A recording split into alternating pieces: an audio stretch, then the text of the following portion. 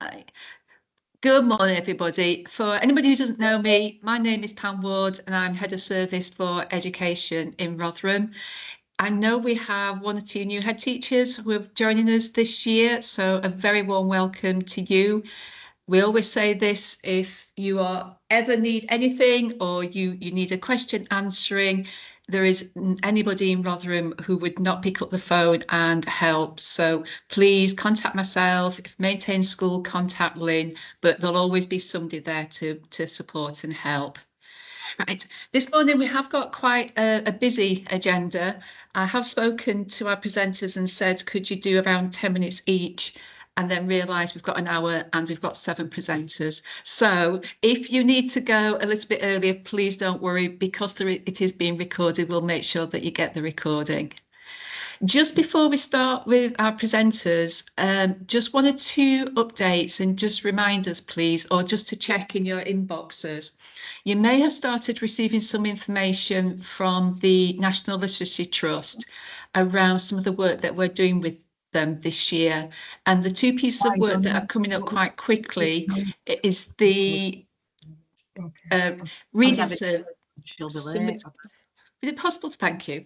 It would be, we've got the Take 10 campaign, which is happening on the 10th of October at possibly, hopefully at 10 o'clock, so 10, 10, 10, where we're going to be encouraging all our children, all our schools, anybody across the borough who is entering in this and being part of this to take 10 minutes out of the day just to pick up a book and have a read. Opportunity for well-being, mindfulness, just that chance to sit back and relax. And what we're going to be doing with our schools and again across the borough is to have different events each month. So on the 10th of each month, there will be different Take 10 events. So please, if you want any information about that or further information, if you just check your inboxes, there should be some information from the NLT from Laura, but we will make sure that we put that information out in our next education newsletter. The other thing that you'll find in the email and through the newsletter is that we are doing a reading survey. The NLT do an annual survey and they have created something bespoke for Rotherham. So if you could just check in your email boxes, you should find the information from Laura. What she's asked, if it doesn't have to be every school, every class within your school, but we do need to give you an individual code if you would like to have the survey results back to you, which have been analysed. So if you could just have a look at your inbox and in the newsletter again, we'd be really grateful for as many schools and as many classes and children to take part in this as possible. So we have a really good understanding of our children's views about reading across Rotherham. And the last thing, I'm afraid, is just going to be a blatant plug. Crowdon, our outdoor learning centre, has got some availability for anybody, any schools that are looking to have a residential. I know we have Colin on this course, on this meeting, but if anybody's interested in finding out a little bit more about Crowdon, please either contact Colin or contact myself and we can give you a little bit more information. Right, that's the end of my plug. So I'd just like to thank all our presenters this morning, and we're going to start off with Aileen to discuss the wraparound care. Thanks, Pam. So I'm Aileen Chambers. I'm head of the Early Years and Childcare Service, and I'll have a very short input. I just want to remind everybody about the opportunity to access the wraparound childcare funding. So I'm hoping most of you have heard about it. We've been sending information out for quite a while now, but it is a government programme and the local authority have got approximately £2 million of funding to distribute to schools and childcare providers to create wraparound childcare. The DfE expectation is that all primary schools have an 8 to 6 wraparound offer for families. Not necessarily delivered by yourselves, it could be by private providers, but the expectation is that that offer is there for families. And the amount of funding that's been put into the sector is to expand that availability above the current level of need, with the expectation that if the availability is there, it supports parents to go into work or to continue working.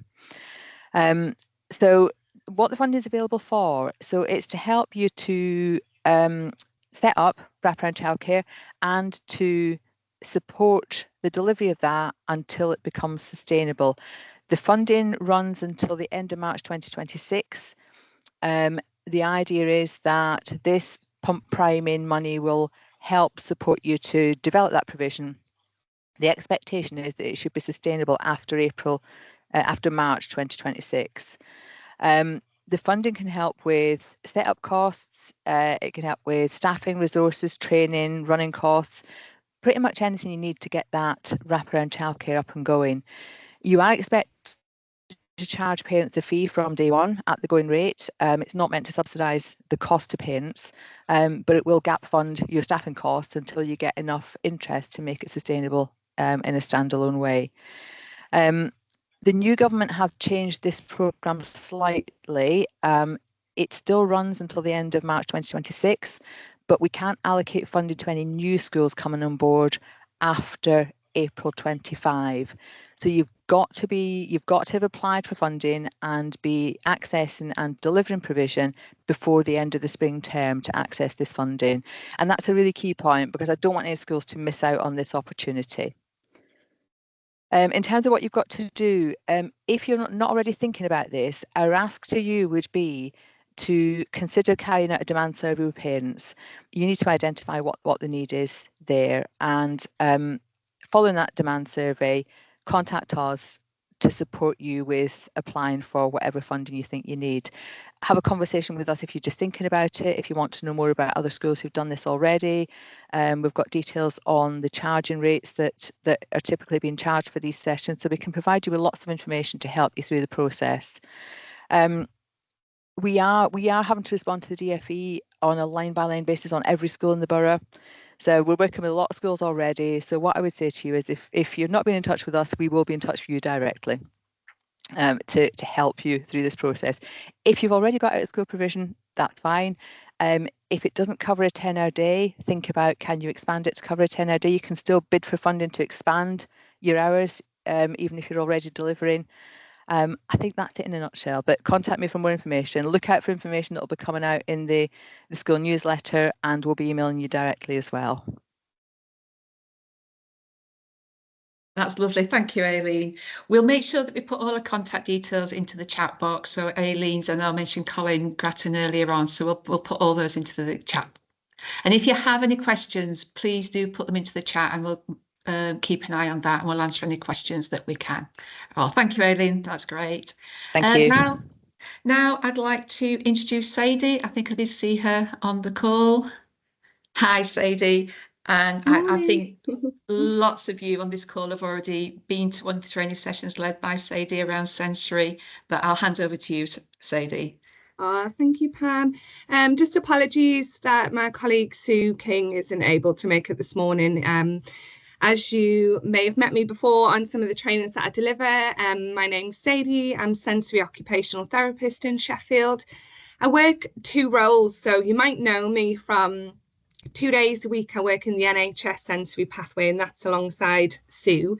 And then 3 days a week I work at the virtual school in Rotherham, and that's supporting our looked after children with sensory needs within the classroom. So I'm here, I'm there, I'm everywhere. And actually after this, I've got to dash straight to the school this morning. So I won't take up hopefully the whole 10 minutes. It's really just to introduce a toolkit, very exciting new toolkits that I've been, myself and Sue have been creating over the summer, as we now have a new sensory referral system for our pathway in the NHS. The reason why we've done this is because we've had, as the word spreads about what we do, rightly so, lots of schools are coming on board requesting additional support for some of your learners who may have sensory needs that impact on their learning. Maybe it impacts on school attendance and engagement. So we really felt there was a gap missing in terms of that graduated response when it comes to sensory. So we've been working really hard to create 4 new toolkits that are now rolled out, and they're live and they're good to go within Rotherham. They can be found on the local offer, but I'll also share information of how you can email the NHS to request a copy of these. So the toolkits themselves have an early years toolkit, a primary toolkit, Then we also have a secondary and a special schools toolkit as well. And it's basically a one-stop shop guide to how to create a sensory profile for a learner.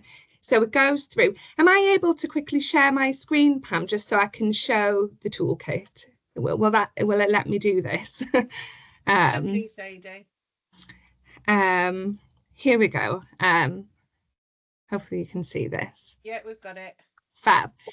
So this is a copy of the sensory toolkit within Rotherham, which you're all welcome to use. It's a resource that hopefully should be quite self-explanatory to pick up for Senkos, for class teachers. It goes through, obviously, I'm not going to read through it all, but it's just a background to creating sensory-friendly schools, introduction to the senses here, a little bit about sensory processing and how it impacts on children who've experienced early trauma and anxiety and neurodivergent children. And then straightforward on how to use the toolkit. So what we're asking schools to do in the first instance is that recognition that a child may have sensory needs and behaviours that are different to what might be expected developmentally and are having an impact on learning or daily life. And we're asking schools to complete the checklist alongside carers and caregivers at home on the same toolkit. Because often what we were finding was school would complete their toolkit, home would complete their toolkit checklist, and we were missing sort of that link between home and school where those views could be shared with each other. So the checklist itself is brand new. It's all within the toolkit. Everything's got a little pop out as well. So if you do need to share it with home, they can complete their version of the checklist, then you can add yours on top. And the checklist goes through obviously all the different sensory systems, and we've color coded it so that over responding's yellow and under responding's blue in terms of, sensory processing. And it goes through them all. There's space for notes. It's supposed to be like a joint collaboration between school and home. We don't ask schools to rush ahead and do this. It takes time for children to settle in, get into routine, and it might be an activity that takes, a few weeks to kind of pull that information together. I'm just scrolling through because I won't go through all of this. Then it highlights a space for you to highlight what the checklist has shown. And it comes up with like a little bit of a profile, which is again done between school and home, of preferences of the sensory likes and the sensory challenges. And from this, what we're asking is a one-page sensory passport to be completed. And at this point, you're probably thinking, okay, so we've done the checklist, but how do we know what strategies are going to help the learner within the school? What do we pop inside of this sensory passport? Well, I have created alongside this, and this has been 6 weeks of me working in the summer on this checklist, on this guide, a brand new sensory guide that goes alongside that toolkit. So this is, oh gosh, where is it now? It's not that one. I've got the agenda up. Sorry about this. This is the guide. There we go. So this is the guide that goes alongside it, and it's it's made to be used as a tool again to complement the sensory toolkit. And it's split into the different sensory systems. So you might have a child who particularly finds auditory difficult, and that's something that really impacts on their learning and engagement. So you would go to auditory, and it would give you the calming strategies that we would typically offer through the NHS or recommend for over-responsive learners. And then it would go on to the alerting strategies as well. So it's really accessible. it's a toolkit that anyone can pick up and use and give a go. So we're rolling this out, and we're hoping that by schools completing that passport and putting in those strategies quite early, acts as a bit of that early intervention and prevention work, rather than children coming to us at the point where perhaps they're in crisis or they're disengaged from school, or maybe they're not attending school. We will then accept a referral to the sensory pathway.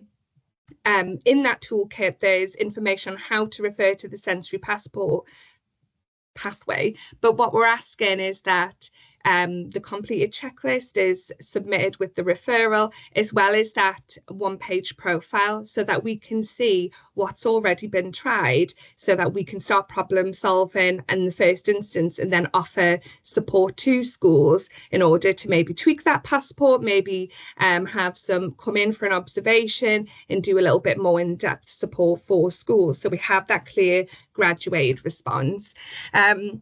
We're offering a half-day training for Senkos on the toolkit. That's on October the 11th. So if you can, I have sent a save the date reminder, but I'm not sure if, because you'll have new Senkos enroll and things, I don't know if everybody has got that message. So if you can, maybe just make a note to ask if your Senko's available on Friday the 11th of October. The morning session, I believe it's 9 till 1, half 12 at Rotherham. I will send information round either this afternoon or on Monday around how to sign up for that training. So we'll go through all the new toolkit strategies, how to make a referral, and that's accessible for all Senkos within Rotherham to come to that training session within Rotherham in October. And then, so that's the toolkit. It's really tricky to fit it all in that short space of time. But just as a bob off, as a side note, I do deliver the training still through the virtual school. And I'll just pop in the chat all the dates that I have for this next academic year. Again, that's free for everyone to attend. Parents and carers can attend it. It doesn't have to be just for a looked after child for you to access this training. It's an open offer to everyone. So I'll pop that information in the chat in how to register for that. So feel free to share that with your parents and carers at your school. They can sign up and come to the training sessions as well if they have a child with sensory needs. So I'll just pop that in there. And information of how to register is in the chat there, and all the dates. So my first date training will be Wednesday, the 25th of September, and that's just your understanding sensory needs. So we're setting the scene and then we go from there, really, for the rest of the year. And I think that's it, Pam, in a nutshell. I'm sorry I've spoken really fast because it's just a lot of information to fit in a very short space of time. Thank you, Sadie. If I tell you that most of the time, I've heard this presentation from Sadie a couple of times at different meetings, and she had between 30 minutes and an hour. So the fact that you've done that within that 10 minutes, I think is amazing. But we've had such positive feedback from the sensory training that you've already led, Sadie, but also from schools that have started to use the checklist. And I haven't seen the updated guidance. That really does look incredibly useful. So thank you. It's all on the local offer as well. So if you're desperate to have a look after this session, just pop on the local offer under sensory, and it's all uploaded there as well. So you can signpost parents to that resource as well. Excellent. Thank you very much. Thank you so much. And everyone have a lovely you. weekend. I am going to dash now because I'm late for school. Bye. Thank you. Next on the agenda, we have the Aspire Outreach offers some updates from Lindsay. Morning, Lindsay. Good morning. My presentation probably won't be as long as Sadie, so apologies for that. If you do hear a bark, it is because the therapy dog is in the office behind me today, so apologies for that. So yeah, I'm Lindsay. I'm the strategic lead for Rotherham Aspire Outreach. And just to give you a quick overview, if you're not aware of our service, we're an untraded service. We work outside of Rotherham Aspire Crew. We're a bespoke service that aims to support children with SEMH needs and difficulties, but also in upskilling staff in primary schools as well. Our range of interventions can take varied pathways. It can work on a one-to-one basis, working with children within schools over a 12-week assessment period. We can do small group work within schools. So if you've got a group or cohort of children, we can come in and work with them. We've recently just launched some lunchtime clubs that we're trialling across Rotherham as well, which are going really, really well. We have a referral process that we have tried to slim down quite a lot because we know how busy you are in the schools, and we didn't want it to be an umpteen amount of paperwork that you had to fill in. So we have a referral process for primary schools. You refer in, we get together on a Tuesday afternoon, we allocate a worker, and then within the same week, the allocated worker will be in contact to book in an observation of that child. From then, we then decide the correct pathway that we need to go down to support the child and also the professionals in school. We have a 6-week review with the professionals in school, just to see how long the continuation of intervention is going to be and what pathway it's going to continue to take. And then at the end of it, we'll do a closing report, which may also make some recommendations for school to take part in our training courses. We've just launched this year a 25-strong training programme, which does include Team Teach. All of our training is free of charge. We've had a really good uptake of 175 session requests so far, which is brilliant, ranging from understanding SEMH, ADHD, zones of regulation, sensory and SEMH that may cross over a little bit into what Sadie does, de-escalation, and we do bespoke training for secondary schools as well. It should all be on I'm saying it should all be on our website because I've not checked. The business manager's been doing it, so I'm hoping that it's on there. What we will do is we will mail shot all a list of our training for us to come into schools. We can do it in twilights, we can do it in insets. The only training we do charge for is Team Teach because it is a licensed training that we do deliver. I'm going to put some dates in for training that we have already set up. We did mail shot it, but I think it may have got lost to some schools. We delivered to over 500 pupils last year, and for some of those pupils, we did reduce the chance of them getting permanently excluded, which is ultimately what we want them staying in their settings.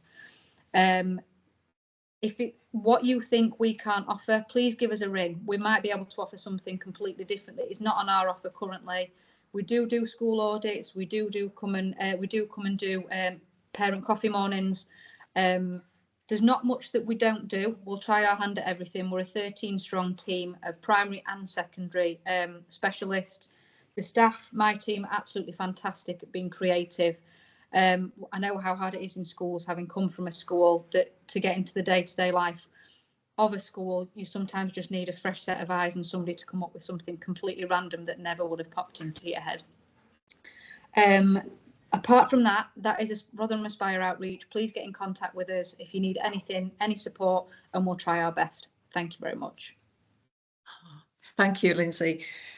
Again, the feedback that we've had from the work that your team did last year and how quickly you're able to respond to requests from schools. So I know how much your work and your team's work is valued. So please do pass on my thanks on behalf of all the schools. It's really very much appreciated. And I've heard your dog barking. It's lovely to hear it. Sorry. No, that's because I'm sat opposite you in another room. I'll bring her in to visit later. Yeah, I think people would like to see her actually.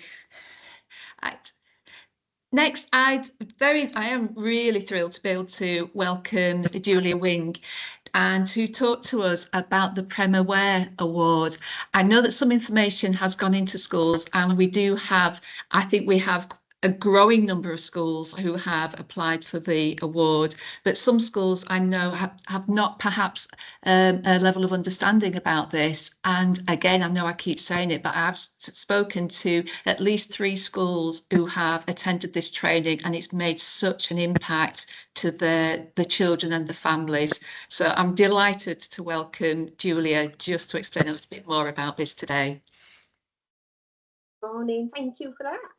So I have volunteered for the charity The Smallest Things, and we're looking at kind of raising awareness really around what prematurity is and the impact it can have on a child and a family. There's a training package that's going into schools that's free. It takes about an hour. It's online. If you could do that as a staff meeting, that would be amazing. They do recommend it. It's a senior leadership team, but to be honest, if you can do it as a whole team, it's definitely having more impact. And that training will talk you through what a premature birth is, what that actually means. So any child born under 37 weeks is classed as preterm. So some of these children, obviously families sometimes don't even realise they were born preterm themselves, because they've had a normal delivery, gone into the postnatal ward. Actually, they might not have actually realised that their child was born preterm. So the training package talks a little bit about what might happen on a neonatal unit for a baby when they were born. So you'd have that understanding what that family might have gone through in those early days. It'll then talk you through each step of learning, and it'll highlight on there some of the areas that preterm children are facing of difficulties. So there's a little bit of a comparison to a preterm child and a non-preterm full-term child. So that's giving you that difference sometimes, and some of the areas of learning that are really highlighted actually is coming up as quite difficult for children. Some of the feedback I'm getting from schools, and I've come across some parents working in schools that have had preterm children, and they've spotted straight away when they've seen the training that actually there's a few little traits in their own children or children within school that they've thought straight away, gosh, that fits very, very well for some children. Maths comes up as quite a high difficulty, which I was quite surprised at. Some of the processing for children can be quite difficult as well, that were born quite early. So again, it's raising that awareness in schools. It's looking at those children and thinking, actually, I've understood what you've gone through a little bit. We can look at how we maybe change things for that child. So the award, to gain the award, you need to do the training. So obviously, like I said, that's free, that's online. It's really nice training, to be honest. If you can't do it as a full team, it's about cascading that information on as well. They're wanting you to pop onto your admission documents for children, your birth history. It could actually even be that they were a full-term baby, but actually they've had difficulties that would be nice to be aware of for that family. So that's a recommendation that goes on there. I've asked if it can go on to your new visits as well for your new children coming into school. Really nice to open those conversations, actually. If you can ask a family a little bit about the birth history, it might open that conversation up that actually perhaps wouldn't have been open before, because they've maybe thought it's not relevant to discuss. And actually you've got that relationship building really, really early on for a family. Also, if you can put that onto your register as children move through into schools, I know there's little flags you can add on into your registers. Again, it's just highlighting those children that move through into your classroom. You might not need to make any changes, but actually it's being aware, isn't it, that these children are in your classroom. They suggest that there's around 2 to 3 children per average class size that are born preterm. There's an awful lot of children in a school that we probably don't really know about, and that we've not realised that we need to support perhaps in a different way. Also looking at how you're going to share that information with families. So a lot of schools that I've spoken to already have done it in a newsletter. They've shared it in a newsletter. They've said, this is what we're doing. Is there anyone who'd like to come and speak to us? And some of the schools, it's been the SEND that's led those conversations, but whoever fits best in your school will be absolutely fine. But a lot of families have then come up and had those conversations and actually shared information that's been really relevant for that family that they've perhaps just not thought. Equally, some families have told that information from the off, so schools are really, really aware, which is brilliant. I've had some private nurseries as well that are signed up. Have a little bit more time sometimes in the private settings to have those conversations with parents, so that relationship's built already. But it would be really nice for that information to then be passed on to schools as they come into your settings. The other thing would be quite nice if schools are set up and get their award, but to be with some coffee mornings. There's coffee mornings for lots of different things within schools that obviously you vary on your uptake, but to offer something for these families would be really nice. Wherever I'm available, I can come and support with those. It is a voluntary role, so my time's free, but I can always look at that as well. The charity is really easy to get in touch with. My email's obviously on here, but there is more information on the Smallest Things website, so you can have a little look at that. There's an introduction. I can share that with Pam as well. So if anyone does want to message, I can send an introduction through. Again, I'm quite happy to chat about that. If you've got any further questions. My big thing of a part of this is actually looking at how we really support a family, and I'm really passionate about how do you fully support a family if you don't understand what journey they've gone through. And it's really, really important, I think, to understand where your family's come from, to really get that kind of close relationship with a family. I've been pretty quick through there, Pam. It's not like me. I'm usually very, very slow. Yeah, you could actually have a bit longer because we're rattling through today. But I think it's just raising awareness, isn't it? Previously, this wasn't something that I was aware of, and certainly when I was back in school, it wasn't something that we'd considered with our parents. And looking at it now, I can see that we missed an opportunity there to provide that additional support when it was needed. But at times we just didn't know. And I think what you're doing at the moment, raising awareness for parents as well, to have that working relationship with schools and to keep them informed and let them know, because it is important. And, well, sorry. A child that was born preterm is going to have some difficulties. What they're highlighting is actually a risk factor for a family, for a child. So it's something that we need to be aware of, because it could be something we need to consider. Are you happy for us to share your contact details? And if anybody would like any further information. Again, Julia has sent through a flyer. So the flyer is going to go out onto the next education newsletter. And we are going to put a link into a short video. I think it's about 2 minutes, isn't it? That we'll share with you. And you might like to share with your SLT. But also some of the information, I've been onto the website, it's so informative. And I think if you do have time to have a look at it, you will find it a real benefit to your families and children. But Julia, I know, is incredibly passionate with us. I met Julia last week. We had a fantastic hour. And if you just need any information, if you think that this is what she's doing on a voluntary basis, you can tell how passionate and determined she is to get this message across our schools. So thank you, Julia. Add in that, just to be aware that obviously if you are doing this as a staff team, the training, just to be aware who your staff are in that room a little bit. I've got that. It's sensitive, some of that information, and can be quite triggering for some of those families if you've got staff in your setting that have had a preterm birth or a difficult birth.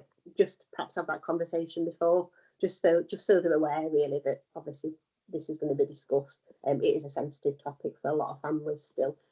Feedback that I've had from a couple of other settings, actually, it has been a little bit triggering. So just to be aware, really, I think it's just something to be discussed quite sensitively with some of your own staff. Thank you. Thank you. Next, I'd like to introduce Matt, if he's on the call. There we go. Thank you, Matt. And Morning. From our youth cabinet, which is amazing that you're joining us this morning. Oh, you're welcome. Thank you for inviting us.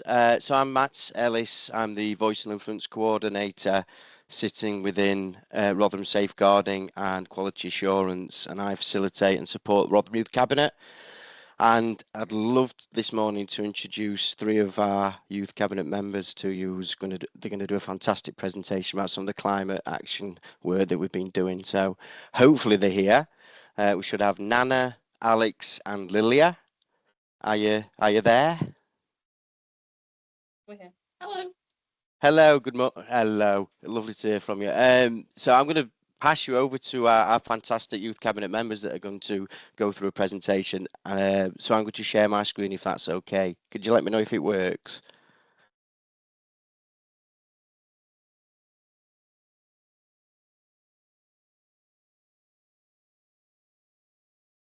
There we go, it's there. Thank you. Okay, over to you, Nana, Alex, Lilia. So, as part of our manifesto at Rotherham Youth Council, we're doing about climate change, and this is one of the ideas that we've come up with. We've come up with the ACE Awards and the accreditation. It's an idea that free is completely free. We'd rather that space because it's not recording, they're not so sorry. Sorry, we're in school at the minute, so there's a bit of like movement around. But the ACE Awards stands for the Advocates for Climate Change and Environment Awards. It'd be something that we want to put out into schools so that schools can see what they're doing for climate change, and then they'd come to us, show us what they've done within school, students would take pictures of like recycling bins and things like that and post around school that teach them about climate change. It would be looked over by an independent panel, and then they'd get an award and some advice on how they can improve. So bronze, silver, gold, and platinum. And it would be, and then obviously the aim would be to get higher and higher. So we'd want schools to apply. Obviously, we'd have a look, and then they'd get a certificate. And obviously, that's good for both students who can like find out more about climate change and what their school is doing, and independently learn about what they can do themselves within school to help climate change, and schools can help reflect as well. We at the minute are we've just finished a trial in Wickersley, which we aren't Wickersley students, so I wasn't part of that trial, but it went quite successfully. And so we would like to roll it out into other secondary schools, including around Wales and other ones around Rotherham, to have the same sort of feedback. So this is looking at the trial. So we started in autumn when Wickersley applied, and then in winter the students sent their evidence in, and we reviewed it, and then they became the first holders of one of the ACE Awards. And so in 2024 we continued our work on that and started designing some e-learning, which we would like ideally to be within PSHE lessons or tutor time, so students can sit together and work on that, and it furthers their understanding and knowledge of climate change in schools. So this is where we'd like to be this year, well, next year. We want schools to see it in January, and then we'll be opening the applications in February to see what schools are interested. And then obviously by May they were closed so that we're not too overwhelmed with applications. And then by June, ideally, we would review the applications and have a look at the evidence and things like that and roll out certificates. At the same time, we would like to do the e-learning as well, and see how students feel about that. This is a little bit more on our e-learning, if Alex would just like to do that a bit. E-learning. So we're doing Google Forms, free and accessible, rolled out to students, delivered in schools.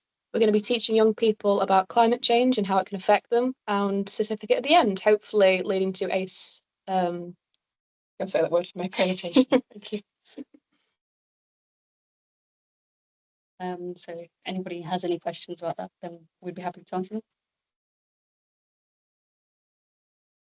I don't think there's any questions that come up in the chat at the moment, but I'm just wondering, is there something that primary schools could get involved with? I think that the e-learning, we want to make a more simplified version, to make it available to and accessible to younger people as well. But obviously we're working a little bit on that at the minute. But because we don't have any primary school students within youth cabinet, we have focused mostly on high schools. Because it's easier accessible for us. Yeah. Yeah. Okay, thank you. So I think if it was successful, then I think we could branch out to secondary, primary schools, but we need obviously people to get in. I think what might be interesting, we have something called the Rewilding campaign at the moment, and it would be really interesting, I think, for us to hook you up with Alex Worth, a head teacher at one of our primary schools, just so you've got a level of understanding about what is happening in primary schools. And then also to let you know that we're working with the National Literacy Trust, and one of their campaigns in the spring term will be about a great green read, which is encouraging primary children to get actively involved through reading and text, and have author visits, and do a little bit of a campaign and story writing around climate issues then. So I think it would be really useful if we could share some of that with you as well, because you can see some really amazing joined up work between the secondaries and primaries. Yeah, that'd be really good. Yep. Obviously you can get in contact with us at the Rotherham Youth Council email that we will share. Thank you very much for your help. Thank you, guys. That was amazing. Well done. Well done. Just to add that I know it was a bit of a whirlwind tour of ACE Awards and ACE accreditation, but further information will come out via email and through the education newsletter that Pam's alluded to. So if you do have any questions, either put them in the chat or contact Rotherham Youth Cabinet. Okay. But it's an amazing work, and thank you so much. You gave a fantastic presentation. Thank you. Thank you for your time. Thank you. Thank you. And finally, Becky, you have a full 20 minutes. But finally, I'd like to introduce Dr. Becky Parry. I think most of you will probably have received some information from Becky. Becky's our creative learning manager who's developing the schools programme linked to Children's Capital of Culture. We had a really amazing launch at Grimm & Co last week, and I know that lots of schools attended that. But Becky, hand over to you just to talk a little bit more about your work and the schools programme. Thanks very much, Pam, and brilliant to hear about the work of the Rotherham Youth Cabinet. I can see lots of links with Children's Capital of Culture initiatives, particularly our theme of the world beneath our feet, and yet obviously with the rewilding work that has been going on in your primaries already. You'll have to, my voice seems to be going kind of a little bit, but I will we'll see how we get on. So yeah, my name is Becky Parry. I'm in the Children's Capital of Culture team, and my role is Creative Learning Manager. Some of you will have heard this many times before, but Children's Capital of Culture is an initiative that came out of consultation with young people back in 2018, and which really highlighted young people's desire for more opportunities to engage with arts and culture. It's really great that one of their kind of key things in their wish list at that time was a cinema in the town centre, and it's fantastic to see that we now have that, so that we're already seeing delivery to what those consultations were looking for. Really at the heart of Children's Capital of Culture is this idea of co-production, and a lot of the work that has already happened for Children's Capital of Culture in terms of festivals and new events that have been developed has all been about building young people's capacity to co-produce events. And we've got I think it's over 60 young people who've been trainees in cultural creative organisations who've been co-producing new events, and some of you may have been involved in, I know some of you have been involved in some of those. I started in my role in July, and we have developed a creative learning offer for schools. So my aim today is to help schools understand how they can get involved in the Children's Capital of Culture programme. But it's important to say that the Children's Capital of Culture programme itself, so this big programme of events with performance opportunities and opportunities for exhibitions and for children to engage with arts and culture, this is a big programme in itself, and there are opportunities within that for schools to engage. Alongside that, we have a creative learning programme, and I'm going to talk a little bit more about that, but I will also share slides which give you the information. So if I am speaking at rapid speed in order to try and get through a lot, then don't worry if you miss the details, because you'll get those slides immediately after the meeting. So firstly, our creative learning programme aims. We obviously want to increase the access that young people have to arts and culture in the widest sense, so including sport. And we also want to enable schools and support schools who are keen to embed creativity in teaching and learning. And we're also really focused on careers, and there's a whole programme of work and an appointment, Dawn Gordon Richmond, who is leading on our creative skills and careers work. In terms of the work that I'm doing, I'm really trying to make sure that all the design of all the projects that we do enable young people to see the careers of the people that they're engaging with in the arts, in culture, are explicit to them, so that they are seeing opportunities, not just in the arts, not just in the creative sector, but they're seeing the way that creative and cultural events happen, and seeing a range of different kinds of careers. So not just the frontline ones, the film director or the actor, but seeing those kind of behind the scenes roles, making those explicit. In the design of the program, obviously also very mindful of local authority and school priorities. Really important that we, respond to those and recognize that you need to prioritize those. So obviously also very interested in attendance, engagement, and enabling progression.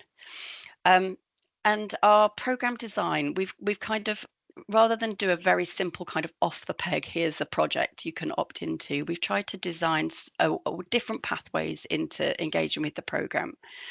So there will be professional development opportunities, and they will be built in across a range of projects, but there will also be standalone professional development opportunities. There will be pathways, and we're asking schools to really act as champions for Children's Capital of Culture, or advocates.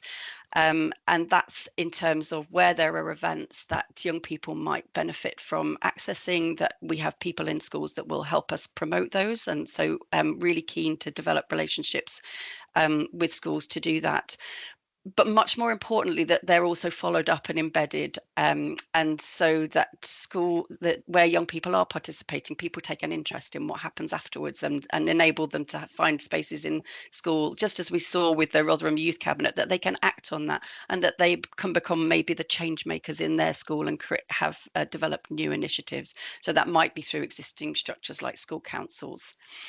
Obviously, I mentioned about the festivals. There are lots of opportunities for schools to perform. We have new festivals like Uplift, which is a sports event, sports and things like skateboarding, and the kind of sports that maybe are more tricky for young people to access, but with an accompanying arts element. So there are lots of new festivals where there would be performing or exhibiting opportunities. I'm really keen to talk to people if you have an interest in an existing group that you have, a dance group, a choir that you would like to give that opportunity to. So interested in talking to you about that.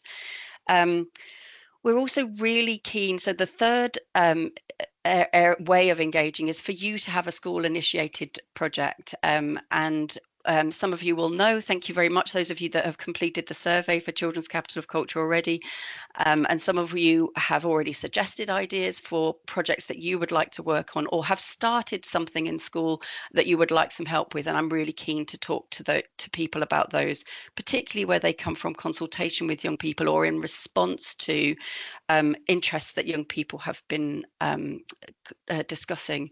And just to give you an example, on the day that we had our survey launch, I think it was literally at the sort of end of the day, we had a survey came in that said that school wanted to do a radio or podcasting project. So really keen to be responsive, and for us not to be just offering you things, but for you to be saying what you also want to do.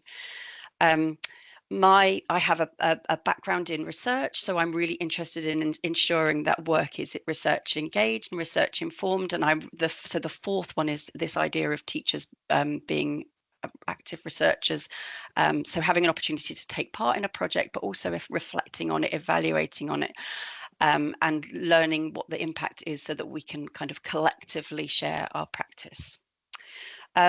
Important to say, inclusion is a really big priority for us, and actually we are looking at the possibility of establishing an inclusion advisory group for the programme, that can help feed in, make sure that, so whenever we're going to schools, that there isn't that kind of default, well, okay, if we're offering this opportunity, we need to make sure that it's, these students who are going to represent us in a really positive way, that it's actually inclusive of everybody.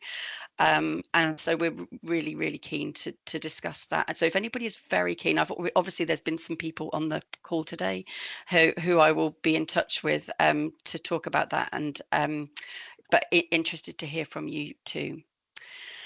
We have a universal offer and an extended offer to schools. So our free universal offer is consists of an opportunity for children and young people to engage in the Children's Capital of Culture Festival, either as a performer or as a participant, for schools to have access to professional development opportunities, and an opportunity to participate in a Children's Capital of Culture project. So that's open to all schools in Rotherham, and alternative settings, and we're going to obviously try and be as wide as possible as that. Ideally, we would love all schools in Rotherham to have an engagement with Children's Capital of Culture, but I really recognise that that might look very different for each school. We also have an extended offer, and this is for schools that have perhaps been doing an awful lot of creative and arts work already and want to take that work a step forward. So we have designed some projects based on initial consultations with key cultural partners and with schools. So that would be an offer, and I will talk very, very briefly about what those projects are shortly. Also enabling schools to develop long-term partnerships with creative and cultural organisations, and having support to have for teachers to be teacher researchers in that kind of context of those projects. So rather than enabling an artist to come in to undertake a project, actually being the person leading the project and taking a lead in what is it that this project is aiming to do? What do we want to have impact on? So I'm going to just very briefly, how am I doing for time, Pam? You're doing well.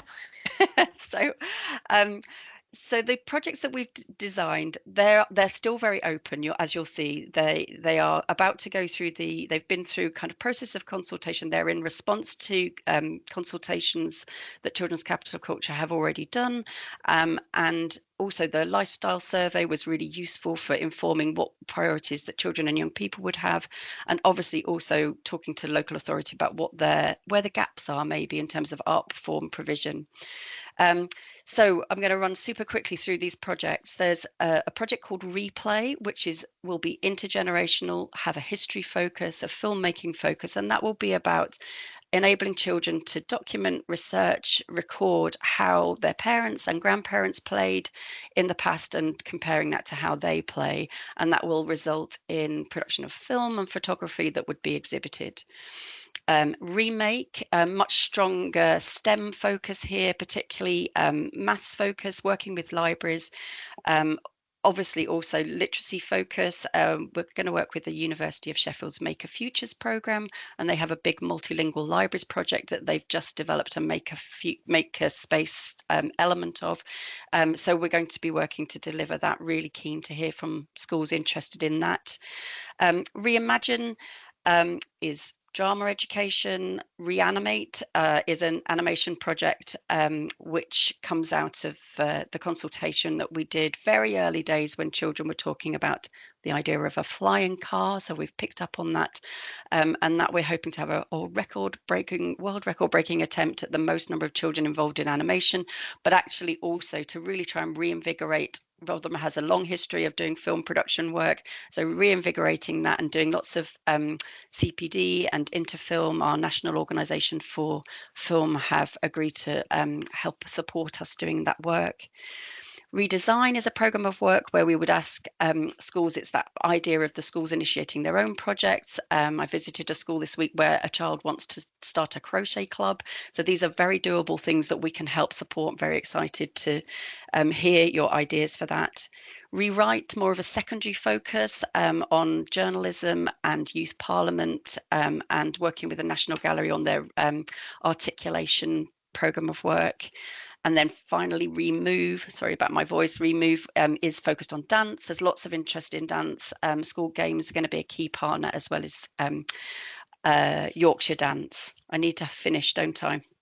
So very quickly, we do have, obviously there are amazing existing work that happens in Rotherham, and we also have existing work supported by national partners, and we are bringing on board new national partners that we want to enable you to have access to the resources and professional development offers that they bring.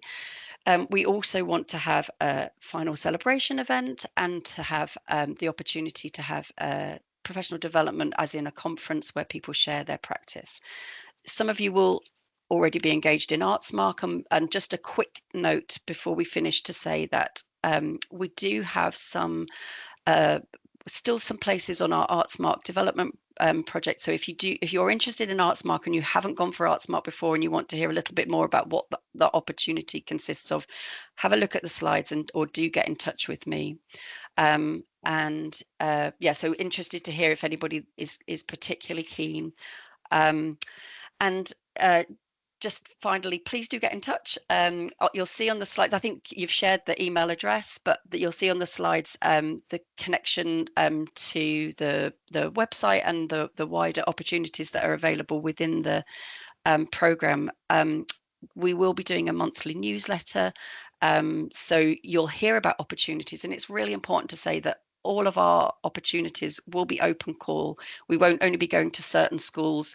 We will be opening them up. So it will be a question of registering your interest. If you think that you want to be part of a project, if you think that sounds like it's a good fit for your school, it's just a question at this stage of registering your interest.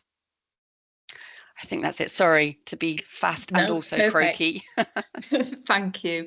There is so much happening at the moment. Every time I meet with Becky, she's met with another national organisation. It's just incredible. And I think the opportunities that we're bringing into Rotherham will be unique. And it's such an opportunity. So thank you, Becky. I know you've met with lots of heads and lots of senior leaders and cultural champions. But again, as Becky says, if there's anything that you'd like, please just get in touch with us. Can I just say thank you to all our presenters? I know there's some information that's been put into the chat. I've seen that Wales have been involved in the Greener Wales initiative, so they're happy for you to get in touch with them. The information's on there. The education newsletter will be going out next Friday, so please look out for that. But if you would like any of the information before then, please do get in touch with us. But this is new for us, starting our LA briefing, so I hope it has been useful for you. I hope the hour makes it manageable.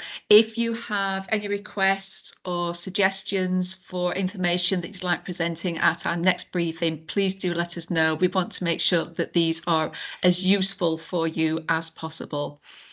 But just like to say finally, thank you for everyone for attending today. Really appreciate it. Enjoy the rest of your day and have a lovely weekend.